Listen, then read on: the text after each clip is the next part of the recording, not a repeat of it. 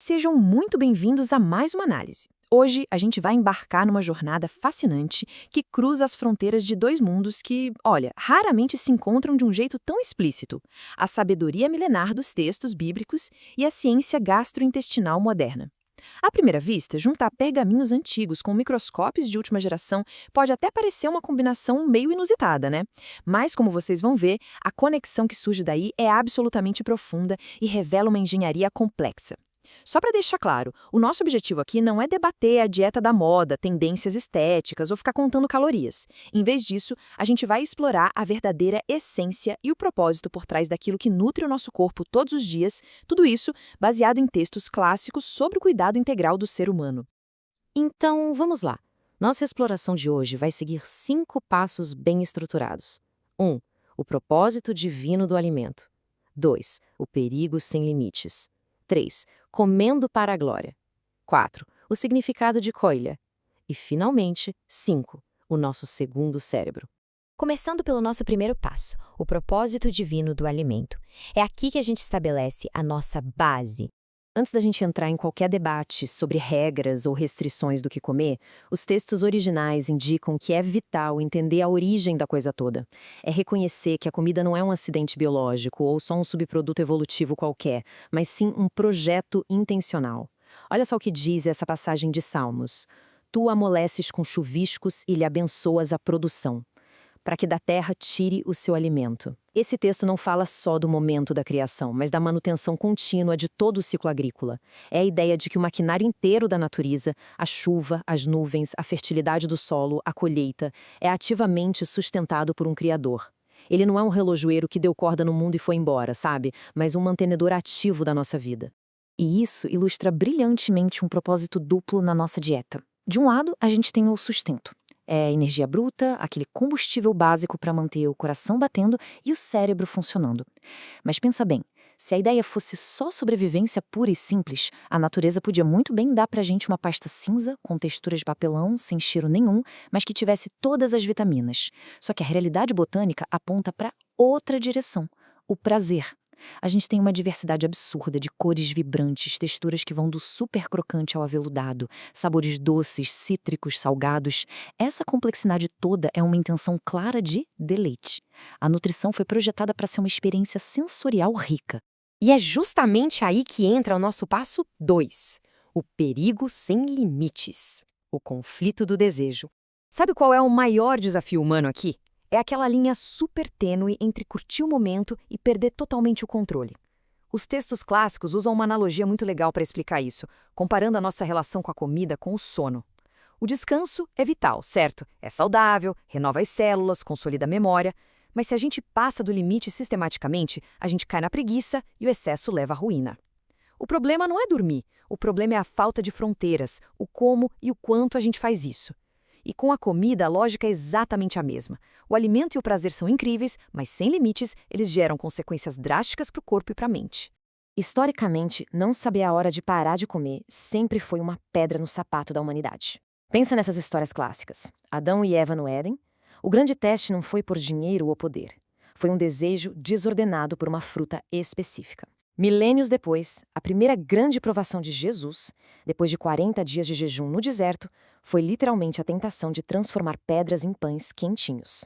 A gente também tem a história trágica de Esaú, que, cego pela fome e pela impaciência, trocou o seu direito mais sagrado de primogenitura por um prato de lentilhas. E os israelitas? Foram libertos de séculos de escravidão, mas no deserto começaram a chorar querendo voltar a ser escravos só porque estavam com saudade do alho, da cebola e dos melões do Egito. Essa recorrência toda mostra que a falta crônica de limites com a comida destrói o emocional e o espiritual muito antes de estragar os exames de sangue. O antídoto para isso tudo, segundo a literatura milenar, é o domínio próprio. Quando os textos antigos criticam a gula, não é uma questão estética. O problema é a incapacidade de gerenciar os próprios impulsos. O livro de Provérbios compara a pessoa sem domínio próprio a uma cidade que foi derrubada e ficou sem muros. Pra gente hoje pode parecer besteira, mas no mundo antigo uma cidade sem muro era um alvo fácil. Não tinha portão, não tinha guarda, estava escancarada para exércitos inimigos, saqueadores e animais selvagens a qualquer hora do dia ou da noite. Basicamente, era a destruição na certa. A metáfora aqui é forte. Perder o controle sobre o que você come é como implodir as suas próprias defesas, deixando sua saúde física e mental totalmente vulnerável. Isso nos leva ao passo 3, comendo para a glória. Esse é o grande ponto de virada. Então, se a comida tem um propósito tão incrível, mas o nosso instinto geralmente nos leva para a ruína metabólica, como a gente conserta essa rota?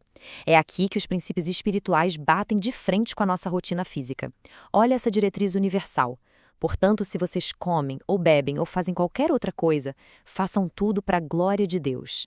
O apóstolo Paulo pega algo que é tão mundano, tão rotineiro como mastigar e engolir e eleva isso a um ato sagrado. De repente, comer deixa de ser só uma busca desesperada por saciedade ou por prazer imediato e passa a ser uma ação intencional de respeito e gratidão pela vida. Muda tudo, né? Mas aí vem aquela dúvida inevitável. Como exatamente mastigar um pedaço de pão ou beber um copo de água pode trazer glória ao Criador? Como um ato químico e invisível de quebrar proteínas e carboidratos se conecta com a espiritualidade? A resposta não está em abstrações filosóficas lá nas estrelas, mas sim no entendimento anatômico de como nosso corpo funciona por dentro. Vamos descobrir isso no passo 4, o significado de coília, a nossa ponte linguística. A chave mestra para desvendar esse enigma está nessa palavrinha grega milenar, coília. Em muitas traduções modernas da Bíblia, ela foi reduzida simplesmente a estômago ou ventre, mas originalmente ela carregava um peso muito maior. Coília abrangia toda a cavidade gastrointestinal, esôfago, estômago, intestino delgado, intestino grosso e tem mais. Para os antigos, essa região profunda não era só um tubo digestivo, era considerada a sede das emoções viscerais, era um instinto de sobrevivência, a essência mais íntima do ser humano. Então, quando os textos clássicos diziam que o alimento era para a saúde do ventre, eles estavam falando de todo esse complexo sistema biológico, hormonal, neurológico e emocional. O cerne da questão é o seguinte: cumprir esse propósito divino exige obrigatoriamente entender o design biológico. Pensa comigo, é impossível você respeitar o engenheiro que criou uma máquina super sofisticada se você, como operador dessa máquina, usar ela sem parar, jogando um combustível totalmente tóxico e adulterado, ignorando o manual de instruções, não é verdade? Forçar as engrenagens do nosso intestino sem dar descanso, abastecendo o corpo com coisas que inflamam e destroem as nossas células, é o caminho rápido para a ruína. Então, glorificar a vida significa investir tempo para entender como o nosso sistema digestivo foi programado, é escolher proteger essas membranas em vez de ceder passivamente às tentações corriqueiras que só sobrecarregam e inflamam nossa máquina a longo prazo. E assim, chegamos ao nosso quinto e último passo, o nosso segundo cérebro. É aqui que a ciência entra em cena. Aqui é onde a teologia e a história passam bastão para o laboratório moderno. Por séculos, a gente tratou o intestino apenas como um tubo burro, um encanamento mecânico focado só em absorver sobras e descartar lixo. Mas pesquisadores brilhantes, como o formidável Dr. Elion Póvoa e a Dra. Julia Enders, revelaram algo de explodir a cabeça. Eles provaram que o nosso intestino é, na verdade, um órgão incrivelmente autônomo, com uma rede neural gigantesca que não precisa ficar pedindo autorização para o cérebro o tempo todo. Ele tem inteligência inata. Ele age, secreta fluidos e processa tudo de forma independente. E a surpresa maior, a tão sonhada felicidade humana, a paz e o bem-estar genuíno, tem uma raiz química profunda aí. Grande parte da serotonina, o famoso neurotransmissor da alegria, é ativamente fabricada nessas paredes escuras do nosso intestino, e não apenas no cérebro. E de forma incansável, essa microbiota trabalha como um exército microscópico, separando minuciosamente quais minerais vitais devem ser absorvidos e atacando agressivamente invasores, toxinas e bactérias nocivas para nos manter vivos. Para colocar isso em perspectiva, olhem só essa fração na tela, 2/3. Isso não é só um número solto, tá? Estudos provam que cerca de 66%, ou seja, 2/3 de todo o nosso sistema imunológico, mora no intestino.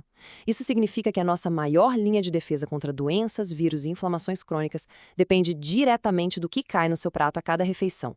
Quando a gente entende essa magnitude, o conceito de domínio próprio deixa de ser uma regrinha moral ou estética e vira uma missão urgente de sobrevivência e longevidade. Resumindo a ópera, o intestino é literalmente um segundo cérebro super complexo e essencial para a nossa saúde holística. Negligenciar essa realidade biológica é falhar no cuidado com o corpo. A digestão não é só mecânica, ela é o pilar que sustenta o ser humano inteiro. Se a gente continua destruindo nossa microbiota com mais escolhas, a imunidade despenca, o equilíbrio emocional entra em colapso, a inflamação dispara e a nossa capacidade de viver com energia e clareza fica totalmente comprometida. E a gente encerra essa análise com uma provocação inescapável. O simples ato de sentar à mesa transcende a biologia básica. A pergunta que fica martelando entre a sabedoria milenar e os microscópios modernos é essa. As refeições que a gente faz todo dia estão sendo usadas para alimentar desejos desenfreados, deixando nosso corpo vulnerável como aquela antiga cidade sem muros? Ou elas são escolhas deliberadas para nutrir esse vital segundo o cérebro, protegendo e otimizando a nossa vida? O conhecimento, as provas e o manual a gente já tem. O próximo passo depende só do que a gente decide colocar no prato. Muito obrigado por acompanharem essa exploração com a gente. Continuem curiosos e até a próxima!